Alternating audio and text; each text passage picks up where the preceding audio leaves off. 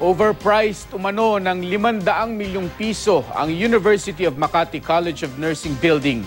Ibinunyag niyan kanina ni Attorney Renato Bundal sa ika-20 pagdinig ng Senate Blue Ribbon Subcommittee kaugnay ng mga alegasyon ng anomalya sa Makati City. Sabi ni Bundal, 1.2 billion pesos ang ginastos sa pagpapatayo ng naturang gusali. Hinati umano sa 3 phase ang pagpapatayo ng gusali at ang lahat ng kontrata para rito ay ibinigay sa Hillmarks Corporation, ang parehong contractor na nagtayo ng overpriced din umanong Makati City Hall Building 2. Pero sabi ng kampo ni Binay, walang competence at professional background si Bundal para magsalita tungkol sa overpricing.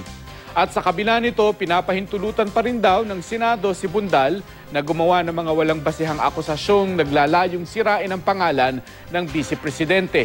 Ibinunyag din sa pagdinig ni Senator Antonio Trillanes IV na nakinabang din daw si Binay at mga kaalyado nito sa mga transaksyon sa Pag-ibig Fund.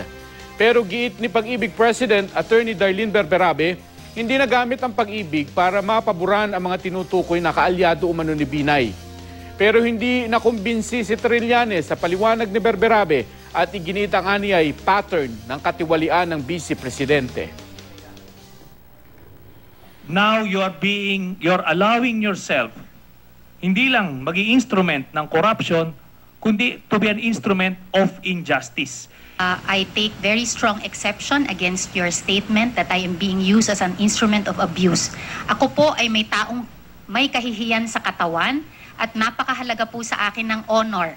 Then tell me kung tama yung ginagawa ninyo. Alam nyo, nung last hearing, binigyan ko talaga ng benefit of the doubt na itong si Mr. Delphine Lee deserves to be deprived of liberty. Detention niya na. So, hinanap natin isa-isa.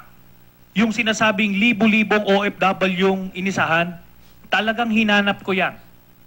Wala akong nakita. Mr. Chair, kasi po 60% po ay bogus. Talaga pong hindi makikita.